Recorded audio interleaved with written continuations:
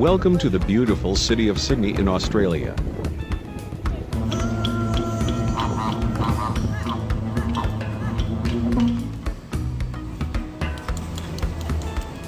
Here we want to show you the newest transportation system in Sydney.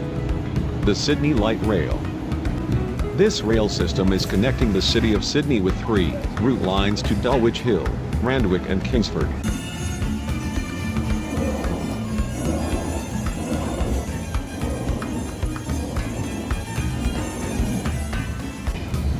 A new light rail connection to Parramatta in West Sydney is planned to be completed in 2023. The price for a ticket is a bit more expensive than using the underground train system, and the trains can be slow sometimes, but it is less crowded and a good alternative.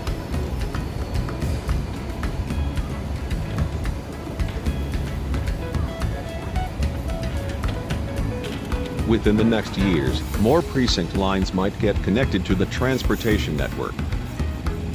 This would make this system more attractive and help to reduce traffic.